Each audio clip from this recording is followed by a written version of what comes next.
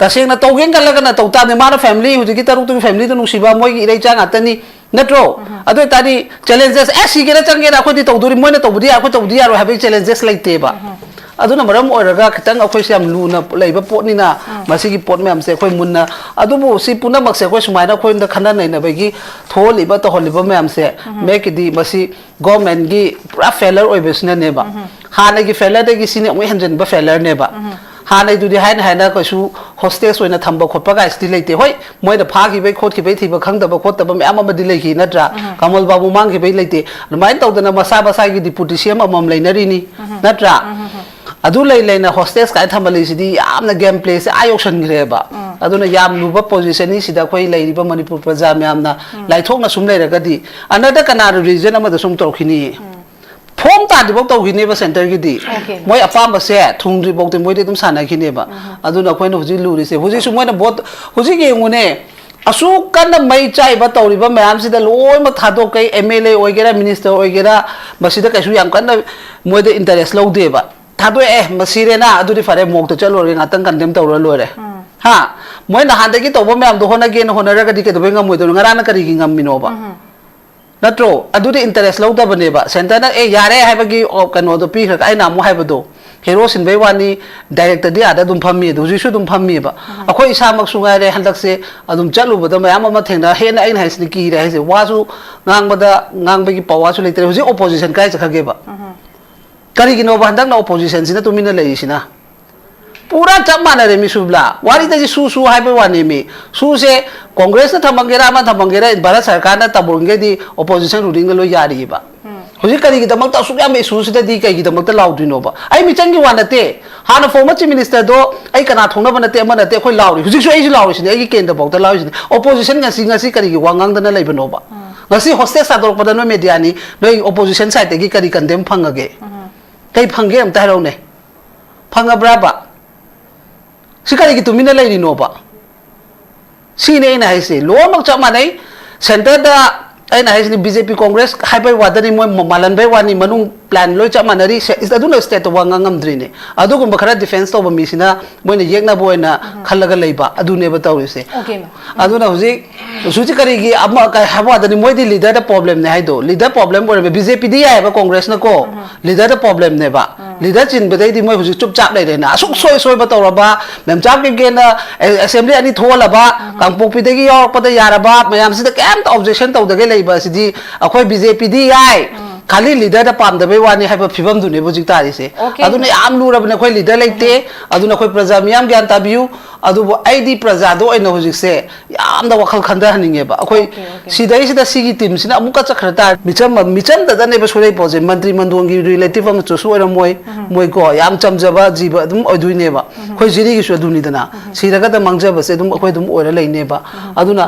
सहीदा अखोइना हाइबा फुनिमक्सिदा लाना लौबिदना चुमना खन्नमिनरगा एसीडी अखोइ के दोसिगे हाबिगे स्टेप तो लौमिनरगा होजि अखोइगी मिदने अखोइना तौगदबदि अखोइना सेंटर दा फना हाइसु सुता सेंटर दि अखोइना उपाय सुलै लेरोइबा अखोइ मिसिदा होजि ग्यारिङै सिदा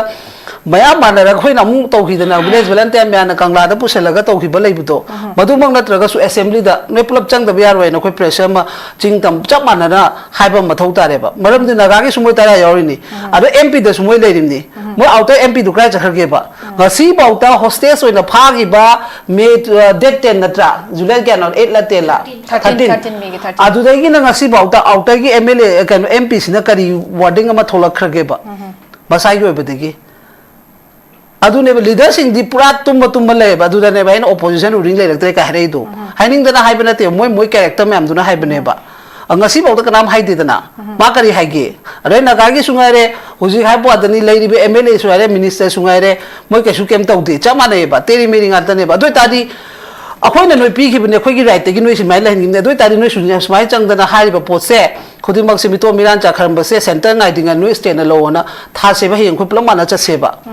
assembly se da law se ba khoi mem changaga leader of the house law loi bak law sigi member mem law adu ga sigi haiba decision se lo da bia roina akoi tau se ba changa da pham de khoi su chang de boji assembly ke dole hen ge ne assembly haiba ba pham se de gi akoi loi bak sigi state sigi chalai na ba sin ga da ba mai de gi polam mai de gi lu pu thok da mem se khoi nga si bok da difang ora khoi machen chong do chong le ne ba khoi su bharat ki sungai re rajya sabha lok sabha le sine ba bharat sima chalai na ba ge si da pham mi ne ba MP ka na phami mem se state gi almai to da khoi state akhoi gi assembly da su akhoi le ri bo hum phu se yang khai ma pan da budi ngai re hoi moi tara du gi di moi tara ujaga su remaining 50 majority di oi ri na boy ya jada le ba su adu ten moi adu da crime ne na tha to pa ya ba na tro MLA gi action lo pa su ngam de sidai da assembly da changa kan da ne ba khang du da lak to ba kan nang as a leader du ya ra roi na khoi na mayam moi to bu ya he ba ni da house de gi moi na su dum ta to pa ya leader do ado members sing do dum to we ba ado khoi da dum be gi step ta to de ba tongan adu gi MLA do nu si de ma na adu gi mi chang e adu gi mi chang e to le re ba asigi CMC ga si akhoi dum hai ba ya ba to ga da mafam da khoi di chang ning de ba MLA tara gi ta se na ha ba da khoi na mai Meira na matam du tha gi ba do kanam ta na support to bi de ba matam du da adum angau tara ga dum phara pula dum lei du ne ba ado hai ba pot tu di moi na smaina to ra ba party president bo to gi de ba party president du ngai re masa mak no ina lo li ne ba na ye bo hai bo mo bo hai bo nang MLA noi gi taret yaw ri ba ni noi party gi ba smaina to ba si ya bra noi gi keno da ya bra noi rules book to yaw bra si nation fast sa to si ka ri no na hai bo matam da moi to ba che kya pi ba ya ba pi re su ko ma ma ju su leader ne na dum thoi na tham me ba khoi praja su ya de ba khoi praja na ya ding ge di akhoi sum nampak ti dum tar khine ba sire hen ba heng ai sungai nang sungai re dum soi roi ba no ma di dum aduna sigi justice ka nam ta na phangoi phanga ka su lakte hu su phang khiroi ba kana gi phangyo akhoi praja ri to khro ne moi gi anan gi du baw ta hu process ta dum tawri du di more gi to budo kan akrai de to du no ba to bi gi ta ba adi suga ya re ba supreme court to ta khai ba huji ki double engine sarkar si ki makha da lai re na dum national huji national media godi media on kre kram thok tare ni youtube tholo pa kholo pa tong na ri mem du ni dana hadak ta da su mu moi ko cockroach kan ona mu tholok ta tong da tong na ri mem du ne ba hai pot si loi ma tawra bani na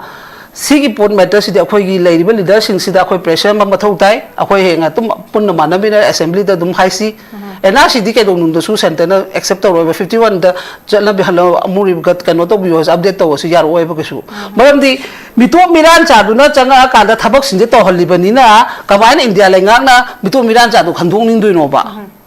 kabaina khoi live akhoi na haiba voice to taning dui no ba adu de kana ta ai state ke ai suppose nang yum du ma nang maintain tong na nang gi di nang gi kan wom di censor ga the rule and regulation am nang gi mung gi le jani da na ai sumai to ba si to da si to ba nang step am di lobham nang gi yum protect tong na lai ne ba amai to da khoi su samidana khoi gi assembly pi ri akhoi gi sei sida akhoi gi state ki oba lo khoi na semja be ai ba ado khoi de du to bi de ba ado to na su kana am ta su lau de ba ngasi bokta MLA mem se member mem se changa ga house to noi tong no kana ha gene opposition su ngai re naum ki no confident motion kai na torom ba mem du bo handa ki kari to dab no ne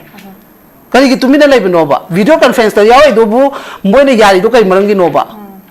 ya de na kem ta pho ngam hai ba ngam na de ba kui re u da ba me da ngai ri bira ha na hang na e ban an do ai nai se aduna su kum ba mayam ba khoi gi lai ri bani na pot khuding mak sai di kana tai moi da dum ta de ba aduna moi na di khoi se nuksi ram moi ba go leader sing sina di adu nuksi ta san us pai de ba maram di ngasi juliana kapi se kapham thok pra ba ai su ngarang chalim ne tear gas kapim ne lai ba ngang sing du gi innocent ni ko moi nungai ti ko moi tau jari se pen da ba tau ni ko ha do khandok da ge khudak du da khoi su le pim ne manang ta maning da state force lai re mathang CRP gi ari gari ani changak pani pen da na ngang nu bi hai re da youth ngang sing du da katang he gari du da katang tau re da du da katang tau bu de he da khudak da kap thore ba mafam jaga su yeng de ba adu gari in ba du na moi ta hat tu tu din na te da na adu kap ngam min ni ko mem chilim ni adu na subla yam da masile da du nei na sigi justice ti sarkar na pibi ni habe wakhal sidi to hayeng hairani hoji gi victim kango kum ngasai sumana ka bo budi ha rai ramni khremani moi lupa lak tara phangje sunu ko sukai de ena da sinna kre ngasi cm da bu tho khra ba ke no to khramni mai gi ke no do ena da sinna ba gi pota noi gi se sigi pot se dum lei re ba aduna khoi step se id ta se na hoji gi hai ba pot se taude ada matang ni na adumaina nahan parliament adum mamang da dum sangdagi duni special session adum nominee ko thagi amai tawdano hujik se akoi gi hari ba sing sida adum wari saraga tawda ya da bai thawni ko si tahon gadamni hujiti moi gi hana separate pamamba floor da chakano da changwa assembly changwa ha bado video da yu su yaw da moi ni yana khar bani na ma adu phamba da kadaba yaw duno manipur santi ton se ha bada deputy cm ma mo mai responsibility kadaba yaw duno ko amtang yeng gadabni ba yeng gadam mafam se da khoi yeng na dare ba aduna akhoi gi assembly na hek smaina sum le helingai di akhoi dum kai gi ne ba lo dum kai ra kan ni dum niyom kai gi ne ba aduna samidhan se chana han ge ha ba tar ga di akhoi ning jana su yam phajan tham kre ngasai gi within 24 hour ngasai gi tada mari se thadu ki bagi within 24 hours the combined security force sam rifle down state ki police down 450 si thajal laga nai khai ra kan da koi gi hai singa ba koi gi police ki free season da na tawra kan da koi asi bakchang je phang gi sigi wafam se koi na pha ki bagi matam sidai sida mayam sina thajal arai ba kai thajal laga hekta nai khai ra ka ambush ra mafam thibla kari gi phangoi hai ba do sigi step se taw ki de mayam gi apam se mayam suggest taw ki akhang ahi sing na tonga tonga different forum mayam da sida na tana lead mayam pi gi hai tare aduga kari gumba step am phawa miyam gi apam gi kanu se in sampu yaw dan lakhot ki de hai tare maming gi ona taw gi ambush la maming gi oina koi gi mayam na khali apprehension di suffice taw no taw gi brai na khali ana sre de lakhole ba pung kun mari manung thajal kan da lakhot la kan da pung asai gi tawra kan da mi taruk se phang ki ba swai gi matang ki da investigative agency sing sigi akoi gi mathau sing akoi gi khangna mayam loina mag mi cham miyam loina predict taw bang amaga pha ki ba taruk sing do halam mani hai ba gi post miyam na khana raga dum leira pon hai and it turn out to be true chum na sum thok lai hai tare sigam fam sei da akoi gi government gi agency sing leiba the special investigative agency mayam su leiri ma sai da mogi mathau to bagi mawong hai tare ima kamai thambi ni ha ma bang ta da khoi gi window tv bu yeng ba pazar miyam da krum jari du ang asi gi panelist hoina phambi ri ba khoi jana do bim pham da su du ba cha su blai ma pham da su subla sidi tasek na ha ba da ngasi ngarang gi wari na te sigi akhoi gi changi ba combing operation bo ro ma bo ro to ri ba khudin bang sidi to honing ba matam da to ba ha ba di sidi akoi na dum haira ga lak paduni center gi plan ni center na to ning mong da sana ba da dum yara chat ka ni hai do maram di hai ba pot khudi mak singa singa rangi naga taruk ta gi wana te khoi jiri gi thok tok lai khre me ama ma lai khre ko adu bu taw ge haira ga di dum taw ya ba do taw da na dum lai ra ju ne ba aduna ma sei da khoi na thoi dok na yang kan da sidang ni ngai su oide na han mo dum information phang ngani government gi site ta ko moi tramri ma lai ba du gi matung ina moi hai ba da ba gi lai ba wani moi release taw ra ga khutak da kamai na phang du no na ga to ba ko mo operation na kram ba ko operation no ngarang to ba na kram style no ba natra aduna sidi adum khanga ba poni mi bharat sarkar ta bodo khoi gi state sarkar ni yari ba aduna ne ba khoi na do ngasi kari gi damak da khoi gi state sarkar gi khoi state sarkar ka si leiri ba adu ne mi khangbra leiri ba adu ni ma khara khapchong to ra pucha chachar pule lei pe wa ne ba kari gi damak da nagaland gi cm na en kano da unc da ke do gi leta tha do no ba natra akhoi gi state usit pi dare habse nagaland na bu usit pi dare ba meghalaya na bu usit pi dare ba mokhoi na ai gi state gi leiri ba government sina ta seng na moina full responsibility lok ta de moina ke do gi amisara ha ba da ke do gi yadri no moi ani na yar haira ga na kari gi yari no ba si myam jengo ba adoi ta di akhoi gi leiri ba sidi dammi ne ha ba do sidi sum tham ba na pesa khara pira ga khara inauguration ta laga khara khoi gi ka hai ni mai gi khara sorok la gi khara semal laga fan khara ta da pulai le jani ha ba phibam du ne ba adun usita ba se center di la the state sing na bo nando uslakta ba hora bane ba seis da ko ikai ni gi potina ta da na ngasi mok to chalaga khoi gi home oiro amo oiro chatli ba moi gi bo hospital da chalaga thabak to ba muka na ba hangu ba si ra ga mok chat pa adu khatai hen moi da kem ta power leite ba aduna thado ke ha ba moi yan na matung dum thado re sine ba sira ko isu phangal le sine ba aduna basi poche adum chathagi ne ba adum chathagi ni next amusu dum to holkhine ba to holkhine ha ba gi maram di ta seng na ha ba da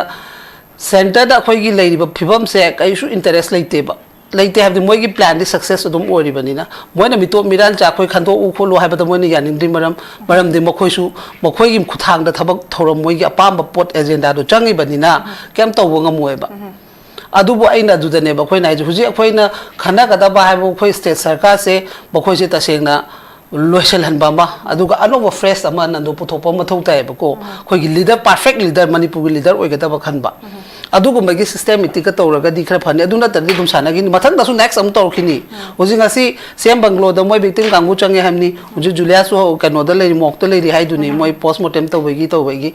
ado si adum sana gi ne ba Sanaroi Haragadi, Tasena, Santana, no, I have a pogadi and Jiri to the stop on the lip of the port Nataneba. Adu left again continue to Sadaration Idana. Aduna City, I'm Luba position, but when says that. Akoigi chap chap akoi firebla ho the taraga de UNC sungare bakoina di aingrang su dum hajam bani moi ken oda jenims ta lady ba moi praja mam du da su seng na habada state amba sarkar am le ga hostess kai se niom na ta pot ne bako aduna moina nuksi ba de gi tam de gi oigera kai oigera moina have the update pi be type to moina video kai ki thaga ku ka tawri do adu su amarom da hadi negative yadaba pot neba param de kuki gidi tasena magi family magi relative tuna ai nu pada sumai tor pugi mami pujela pugi kho amount da thangjo go yawi adu yawi haba mam to khangna khoi taw de na cheli du neba chen ba pot di thiru ba da khar wai dana nang ai taw de na chela ga di non da ekta namjan ba ya roi ba son gi di tasena haba da akari gi no di khangde ko khoina sum yeng jaba moina tholai ba pot tu gi nuksi be tam da moi family do warang ne have da update people orambe am orambe ar maina tho ba du na su hena government na moi da action lo bodo henjin ki neba ko kai gi no di pot tu ya da bani na amagi di cheli neba sing bani na ko di khangde ko di ude khangde adu ga moi gi pot ai phanga kan da ku ki mp na tholai du neba aduna sigi aduna ina haise khoi se kai haido no naga sungai re meitei sungai re khoi se puk phabagi saruk thungde haba potugi step ta leiribra amadi khoi se dum oira leire ba ko tang mai question namtang lak chaning se hojiki dum koi gi di si haba ga thadore aduna de dum khang moi kasari de leiram ne se even do de deny moi deny to ta so dum mayek senga fake on leira pon hai tare he aduna myan hangi question se he pha gi ba hojik se moi se examine identify tong na ba khot na ba khoi gi kari ki tangai phada body sung gi matang ga chathari aduna moi je karama matam da kayam kuina 28 days nimit moi thamai se hat gi ba je pha ba nimit da hat pra karamba matam da following days da hat pra hai ba se khang ba ngamdri aduna kari gumba hojik part of the plan sakar se ko ita de government ko ita so proxy ke sabu question namgak sulai hai tare koi onjin han begi marak sida adu oiragadi makoi se already adum loina khanga bai mong ni micham amna line predict tobang am moi se asukam na link na investigate ki kano me am da khang hai ki me am lai ka to be khangoi de no adu taragadi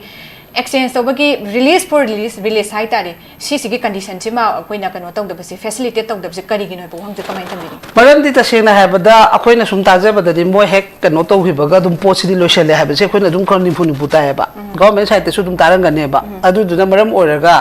hekta kano to budi ya da bani na adu ai do em khangde ko moi gi logic banung gi khara then le rang ga di khangde khoi na uja ba du gi ha ba da ni adu tari su mana noi khatang he thagat lo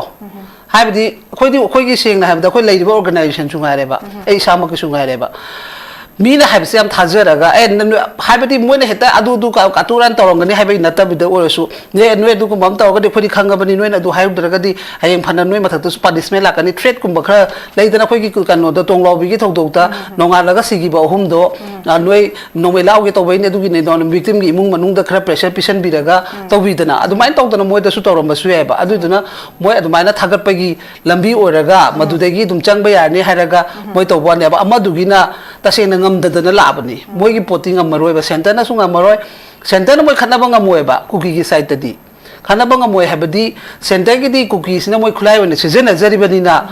nang ba ina use aura ga no da ka mai na ina no da harassment pi ba no da punishment pi ba ngam doi no no da pi ro ga di nang na mu nang na to holi se dunia lo ha duro idro adu da maram moi ba ni na moi da di kemta center sunga re state sunga re kemta ngam maroi ba ngam da bu du na moi buji rang mi do thaduram ne moi di party ga to da u khai re dunia ba ha bi moi da su nungai ta ba ka su pokti dunia ba moi di prap top ta lai re lai jara ba ne lai su le hen ba ni da mayam na koi sarkar na su le hele loi mak na le hen ba ne adu du na adu kum ba khara lai raga torom do male moi style do ko adu nu da maram ora ga musung thadok ne na press note amom thokhi da na ko press note thok pa du da so mu mayam du na i ho du ga hai ro ga kon thang da hai ba di modu gi reaction du yeng ba ni kai na khoi na sum ta ja ba do ko taw mak ti taw dra ga su thadok to re hai ba gi khara I phone do to hol ga reaction du yeng ba ne adu re de dum khang e da na dum chap pa di chap ha ba means adum lokhat pa di yar ne du khangal la ba ne ba adu na maram ora ga moi sanami na ba mali adu na ai na hai se kang nga moi de boi de ka do be phajului no ba akhoi gi tawri du dang oina demand torom ba di kai ge ba akhoi gi phag hi ba du dang di oina demand torom ba kai adu na ai na hai se si ta se na yam na line na khone sum khana ba yam lu ba position ne ba khone le se adu na se is da khone yam na ngango ba su ta se na yam na ka no to ba su mani ko adu ai di ta se no moi fact moi u ba me am du gi matung ina ai gi sum ai khara mot phong du pai wa ne ba adu na sana ning ba adoi moi gi su ta se na ha ba da geta nagaland adu ada me am su lai ri demand natra adu du na pot se khara di loi ma yauna re ha ba sima de ai seng na ha ra ge ba ta seng na to gen kan la na to ta ne ma family hu gi taru tu family tu nu si ba moi gi rei chang atani natro ado tadi challenges sigera changera khodi tawduri moina tawbudi akho tawdi yaro have challenges like teba aduna maram oraga khitang akhoi siam luna leiba potni na masigi pot mem se khoi munna adubu si puna mak se khoi sumaina khoi nda khana nei na bagi tholiba to holiba mem se make di masi government gi pura failure oi besna neba hana gi failure de gi sine oi hanjen ba failure neba hana du di haina haina ko su hostess oina thamba khotpa ga sti leite hoi moi da pha gi bai khot gi bai thiba khang da ba khot da ba am am di lei gi natra kamal babu mang gi bai leite mai taw da na masa basa gi deputy cm amam leinari ni natra adu lei leina hostess kai thambali sidi amna game play se ayoption greba aduna yam luba position ni sida khoi lei riba manipur praja myamna lai thokna sum lei raga di another kana region ama da sum torkhini phom ta di bok to gi ne ba center gi di moi apam ba se thung ri bok te moi de dum sana gi ne ba aduna khoi no ji lu ri se huji su moi na bot huji ge ngune asu kan mai chai ba to ri ba mayam sida loi ma thado kai mla oigera minister oigera basida kai su yam kan moi de interest lo de ba thado masire na aduri fare mok to chalo ri ngatang kan dem to ro lo re ha moi na han de gi to ba mayam do hona ge no hona ra ga di ke do ngam moi do ngara na kari gi ngam mino ba natro aduri interest lo da bane ba center na yare hai ba gi kano do pi kha ai na mo hai ba do hero sin bai wani director di ada dum phammi do ji su dum phammi ba akhoi isa mak su ngai re handak se adum chalu ba da mayam ma thengna he na ai na hasni ki re se wa su ngang ba da ngang ba gi pawa su leitre huji opposition kai cha khage ba kari gi no ba handak na opposition sina tu mina lei sina pura chap mana re mi subla wari ta ji su su hai ba wani mi su se congress na thamangera ma thamangera bharat sarkar na tabonge di opposition ruling lo yari ba huji kari gi damak ta su ya me su sida di kai gi damak ta laudri no ba ai mi changi wana te hana former chief minister do ai kana thongna bana te mana te khoi lauri huji su ai ji lauri sini ai gi kenda bok ta lauri sini opposition ngasi kari gi wangang da na leiba no ba ngasi hostess ador pada no media ni noi opposition side gi kari condemn phangage kai phangge am ta ro ne phanga braba sikari gi tumina lai ni no ba sine na hai se lo mak cha ma nei center da ai na hai ni bjp congress hai bai wadani moi malan bai wani manung plan loi cha manari is aduna state to wanga ngam dri ne adu gum khara defense to ba mi sina moi na yekna boina khallaga leiba adu ne ba tawri se okay aduna huji suji kari gi amma ka hawa dani moi di leader da problem ne hai do leader problem bore bjp di ai ba congress na ko leader da problem ne ba leader chin bedai di moi huji chup chap lai na asuk soi ba tawra ba mem chap ge na assembly ani thola ba kangpok pi de gi yor pa da yara ba mayam sida kam objection taw da ge leiba sidi akhoi bjp di ai khali leader da pam da bai wani hai ba phibam du ne bujik tari se aduna yam lu rab ne khoi leader leite aduna khoi praja miyam gyan tabiu adu bo id praja do ina hujik se yam da wakhal khanda haninge ba akhoi sidai sida sigi team sina amuka chakhra tar di akhoi laur ba su kana dre discussion su kana de kem kana thokpa na dum hing bana pharani mase ai yang kana haininge ba okay ma yam bhajan thambi ma na so hujik thoi ba khoi irang ki da irrespective of different political party either akogi ruling BJP or akogi Congress hai tare masidai sida akogi daite di dumak chapman na choba daite long nabgi dum area mayam am khanglei aduna ayam matam da so koina akoi forum je sudum nei na bada de miyam gi opinion da cham opinionated oiba akogi political criticism no oiba singmei wa pham sidi gamna hujik oiba situation sida koi miyam taning dra pot am khak oiba aduga daite se angam angam thakal lohon ning be pam su tatna phungdo ga dum leibani aduna hujik si akoi imana thambi ki ba proxy gi matang se am bajai imani suba ai gi round da so muk laktege akogi proxy war different layers of proxy season nariba akogi kano sidai da manipur thoi be irang saida angle ma'am am laikre proxy gi se kup manai na jana bani suba round dam lakchege ai ozan lakchege ima jik lai saida akoi di gamena tawpham thokpani na lauri koina gamena tawgadabani haina miyam sina akoi da lauri demand tawri akoi gi kano to thabak to uthok oina ngasi pawba akoi gi penna bu thoro justice p1 haida dubu akoi na sum panaga laibada huji government state government pangan sathina sole kaina solhan bano adu ka makoi ngamdabe gi mara mayam am lairam gane koi khangdre huji adu bai koi huji ki makoi gi pham munna ba pham tana ba masai gi sima leng dana ba secure oina ba tawba gi mami sima dum chaung ta lai aduna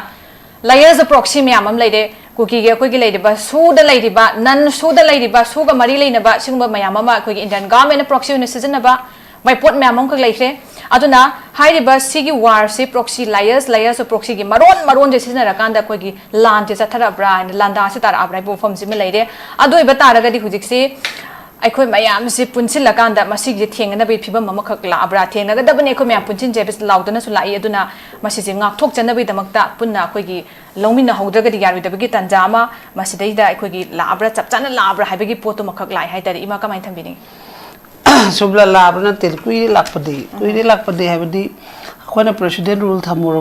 matamda sentagi hoi phare ko state leinge du dadi hoi moi separate tan ba moi MLA te gi yaure minister ni yaure ko adu ki khara jaga leibane na khallaga phare du di president rule lakhre president rule la matam de center na pura occupy ni pai matam du da ko governor gi through de gi loi chatu nga tane adu gi matam du da taseng na nutrient akhoi gi pot si manipur si santi wen gi hata di adu gi matam du da dum step to lokhat pe yara bane ba natra adu kem lokhat ta na dum khara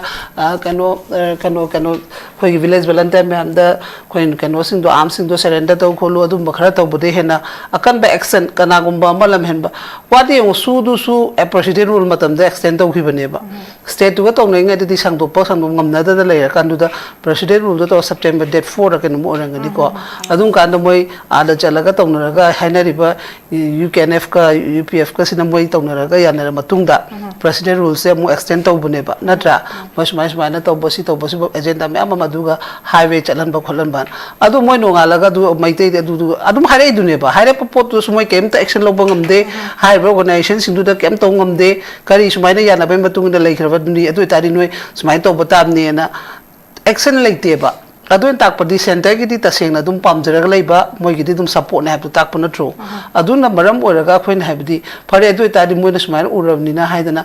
ahana gi duna chanai na bo oraga su aloba leader malaga amu khoi state se panjara khara phagadra haidana amu to rubone ba sina mu si su khoi state gi khoi na dum laujara lai matam du da lai be MLA me am na governor da changbiu pisan biu che do gi floor of the house da test to jeni mai na khoi si de gi khanbiu me am da khanbiu apamba lai be MLA sing duna manar khanbiu ha do kem to da ge matam nga area mathak ke do gi high command an to ro matung da ama khale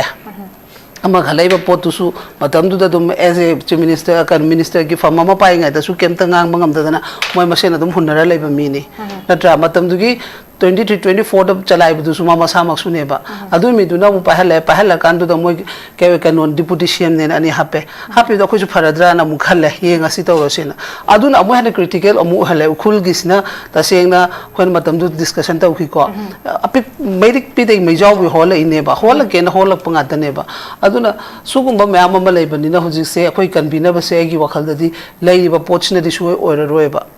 suoi he oira roi ai adum masi su dum haram ni sigi sarkar sina manipur da shanti pur kane ha besidi wari gi wane ba hujik engo ha ba dani si kano siga di chana dare hujik raja sabha da chu chahi taru um mangandrom ne ko ji akhoi su khoi praja gi su yam na sathibam lai ba praja khoi se loi ma wa ba se loi ware law badi loi chaluni tawruni loi tawna ne ba ko aduga dum kanata lata na dum mai gi kendra na kaina dum harak pada mai gi MLA kaina ha pada dum chatnai ba sina su moina so khoi usita ba sentana akhoi leadership usita ba akhoi leadership na mo akhoi praja usitare ba maram de akhoi praja si di kaino ne akhoi adum khara kaino khara pi khara moi gi kari program ka yam lai dai ne adu khara lauthok khara lo re adu khara tara pi ne du tong ne hara tawlo amara dum lai thok lai sin akhoi machen sana ba khoi stand lo de ba aduna dum akhoi mangani ai de dum mangani ai in future akhoi thibam lai te hujik su hai ba da ne akhoi sida dum haina be wa ne ba ground da akhoi chamana tawmina se am tayar hoi ba akhoi ji phare ne khoi mana se hadi ji NRC se mo center na tawdri matam di khitanga September date 1 de gi ngani moina census taw ne hai se na tra adu tadi akhoi gi state ki hayeng assembly mo mang se akhoi pulam mana hai se ba phare center na tawbida su akhoi gi state ki ba samvidana picha ba ai gi mechanism ma puthok chara ga state na leader of the house ta hairaga athu bada special session ma ko holaga no ni sida aduga akhoi mito miran cha se khoi tan thok se na akhoi mi jing sida ka no to hon se ba pe akhoi myam ka no to sin importance ni khane kai ni taw se ba assembly sida changbira to na hai se ba karangam moi ba kai gi no di yadre ba khoi se aduna usina ta ba myam sida ngasi si phibam se tar pa kana da waja ba leita la ba do mo gi sura cha ba mi da punsidi aduda taba asi haiba dini taruk lai khidaba du su khoigi sengna haiba da ma organization amagi kenom su orama kem micham amon doine ba micham da ne ba surai pose mantri mandongi relative am chu su oram moi ko yam chamjaba jiba dum oduine ba khoi jiri gi su aduni dana siraga da mangjaba se dum khoi dum ora lai ne ba aduna Says the Quena high but Pulimox that Lana Lovidan a chum the Kanaminaraga, ACD Quakedoshi, having a step to Lominaraga, was it a quay me the neighbor when I talk of the when a center of an Irish Sujata, center the Quena Upashule Roeba, a quay miss the Hosigaring Acida. maya mana ra khoi na mu to khi na village volunteer me na kangla da puselaga to khi balai buto madu mang na traga su assembly da ne pulap chang da biar wai na khoi pressure ma ching tam chap mana na haiba mathau ta re ba maram de naga gi sumoi tara yori ni ado mp da sumoi le rim ni mo auto mp du krai chakhar ge ba ngasi bauta hostess oi na pha gi ba me date 10 na tra july ga na 8 la 10 la 13 adu dai gi na ngasi bauta auto gi mla kan mp sina kari wording ma tholak khar ge ba basai go ba de gi adu ne leader sing di pura tum le ba adu ne ba in opposition ruling le laktre ka hare do haining da na hai bana te moi character me am du na hai bane ba angasi bauta ka nam hai de na ma kari hai ge are na ga gi sungai re huji hai bo adani lai ri be mla su are minister sungai re moi ke su kem tau de chama ne ba teri meri nga ta ne ba doi ta di akhoi na noi pi gi bne khoi gi right te gi noi si mai la hin ne doi ta di noi su nya smai chang da na hai ba po se khodi mak si mi to miran cha kharam ba se center ngai dinga noi state na lo na tha se ba heng khoi plam ma na cha se ba assembly se da law se ba khoi mem changa ga leader of the house law loi mak law si gi member mem law adu ga si gi hai ba decision se lo da bia roi na akhoi tau se ba chang ga da pham de khoi su chang de bo ji assembly ke do le hen ge ne assembly hai ba pham si de gi akhoi loi mak si gi state si gi chalai na ba sin ga da ba mai de gi polam mai de gi lu pu tho ka da mem se khoi ding si bok da di fang ora khoi ma chen chong do chong le ne ba khoi su bharat ki sungai re rajya sabha lok sabha le si ne ba bharat si ma chalai na ba ge si da pham mi ne ba pa MP ka na phami mem se state gi almai to da khoi state akhoi gi assembly da su akhoi le ri bo hum phu se yang khai ma pan da budi ngai re hoi moi tara du gi di moi tara u jaga su remaining 50 majority di oi ri na boy ya jada le ba su adu ten moi adu da crime ne na tha to pa ya ba na tro MLA gi action lo pa su ngam de sidai da assembly da changa kan da ne ba khang du da lak to ba kan nang as a leader du ya ra roi na khoi na mayam moi to bu ya he ba ni da house de gi moi na su dum ta to pa ya leader do ado member sing do dum to bu ba ado khoi da dum be gi step ta to de ba tongan adu gi MLA do nu si de ma na adu gi mi chang e adu gi mi chang e to le re ba asi gi CMC ga si akhoi dum hai ba ya ba to ga da mafam da khoi di chang ning de ba MLA tara gi ta se na ha ba da khoi na mai Meira na matam du tha gi ba do kanam ta na support to bi de ba matam du da adum angau tara ga dum phara pula dum lei du ne ba ado hai ba pot tu di moi na smai na to ra ba party president bo to gi de ba party president du ngai re masa mak no ina lo li ne ba na ye bo hai bo mo bo hai bo nang MLA noi gi tare yaw ri ba ni noi party gi ba smai na to ba si ya bra noi gi keno da ya bra noi rules book to yaw bra si nation fa sa to si ka ri no na hai bo matam da moi to ba che kya pi ba ya ba pi re su ko ma me am ju su leader ne na dum thoi na tham me ba khoi praja su ya de ba khoi praja na ya ding ge di akhoi sum nam pak ti dum tar khine ba sire hen ba heng ai sungai nang sungai re dum soi roi ba no ma di dum aduna sigi justice ka nam ta na phangoi phanga ka su lakte hu su phang khiroi ba kana gi phangyo akhoi praja ri to khro ne moi gi anan gi du baw ta hu process ta dum tauri du di more ki to budo kan akrai de to du no ba to bi ki to ba adi suga ya re ba supreme court to ta khai ba hu ki double engine sarkar si ki makha da lai re na dum national media godi media on kre kram thok tare ni youtuber tholok pa kholok pa tong na ri mem du ni dina hadak ta da su mu moi ko cockroach kan ona mu tholok ta na tong na ri mem du ne ba hai pot si loi ma to ra ba ni na sigi pot matter si da khoi gi lai ri ba leader sing si da khoi pressure ma thau tai akhoi he nga tum pun na mana bi na assembly da dum hai si ena si di ke dong nung da su center na accept to 51 da jala bi halo amuri gat kan to bi update to su yar oi ba ke su maram di mito miran cha du na changa ka da thabak sin de to holi ba ni na ka ba na india le ngak na mito miran cha du khandong ning dui no ba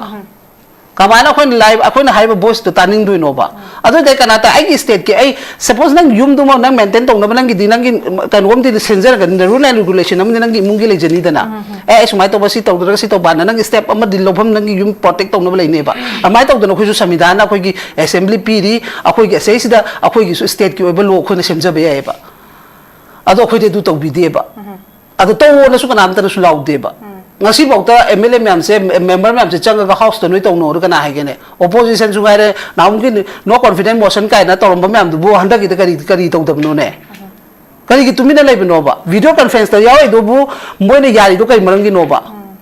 ya de na kem ta pho ngam hai ba ngam na de ba kui re u da ba me da ngai ri bra ha na hang na e ban an do ai nai se aduna su kum ba mayam ba khoi gi lai ri ba ni na pot khuding mak sai di kana tai moi da dum ta de ba aduna moi na di khoi se nuksi ram moi ba go leader sing sin di adu nuksi ta san us pai de ba maram di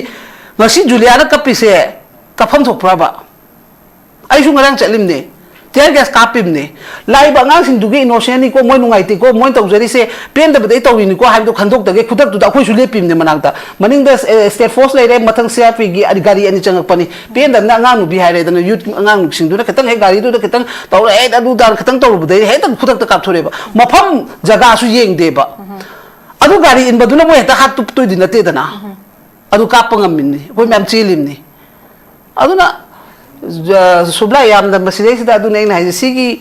justice ti sarkar na pibi ni habe wakhal sidi to hayeng hairani hoji ki victim kango ko ngasai sumana ko bodi ha rai ramne kremani moi lupa lak tara phangje sunu ko sukai de ena da sinna kre ngasi cm da butho khraba ke no to khramne mai gi ke no do ena da sinna be gi pota noi gi se sigi pot sida dum lei re ba aduna khoi step se id ta se na hoji ki hai ba pot se taudia da matang ni na adumaina nahan parliament adum mamang da dum sangdagi duni special session adum nominee ko thagi amai tawdano hujik se akoi gi hari ba sing sida adum wari saraga tawda ya da bai thawni ko si tohon gadamni hujiti moi gi hana separate pamamba floor da chakano da changoi assembly changoi ha bado video da yu su yaw da moi ni yana khar bani na ma adu phamba da kadabai yaw duno manipur santi ton je ha bada deputy cm mo mai responsibility ke da yaw duno ko amtang yeng gadabne ba yeng gada mafam sida du khoi yeng na dare ba aduna akoi gi assembly na hek smaina sum le helingai di akoi dum kai gine ba lo dum kai ra kan dum niom kai gine ba aduna samidhan se chana han ge ha batar ga di akoi assembly se phajana function to han ba lai ba ma'am se house ta phajana moi gi member oro leader of the house oro opposition oro ma se wari sanhan ba debate to han ba mathau tai ba aside gi yana bai matungina opposition oigera mani yelak pasu yaro ha bege sida pass to godamne na amusu sugi matang do taksan bana ta khi bane ba adu duna maram oraga adagi ke no to da bane ba ko aduna handa de aduna office bs assembly da pham mi se ta seng na masai qualification da pham bam ta nate secretary oro deputy secretary oro secretary oro chap mane aduna hujik se moi yamna khoi se asidagi difang ora pade lo shurak pane ba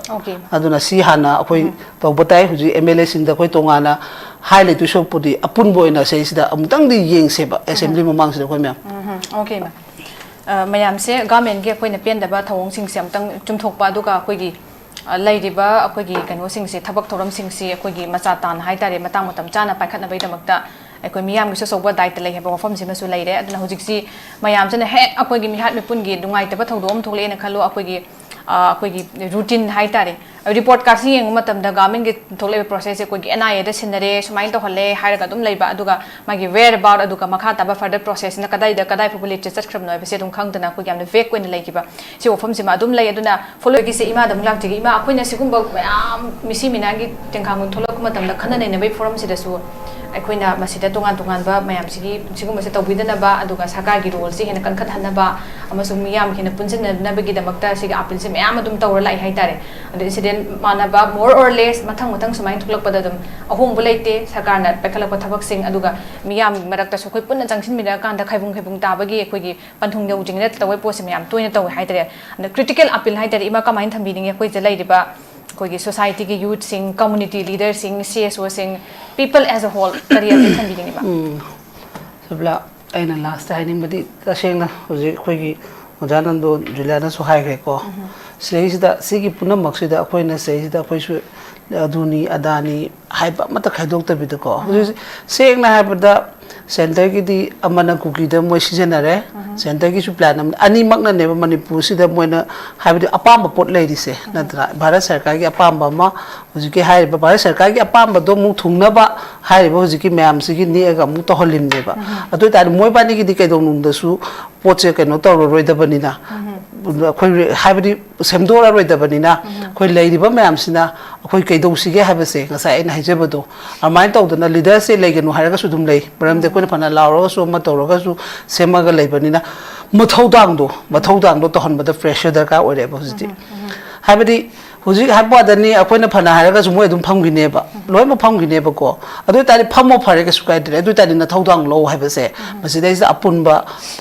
gi leiriba manipur praja ponbagi masida freb la hokda batara gadi haying tung danga si akoi maitai da thokre abu naga da mu thoe huji another kana nonggi religion da ma da tholoi ha ba leita banina manipur si mini india ni fruit me amna tilla leibani ko aduna maram oira manina huji se akoi na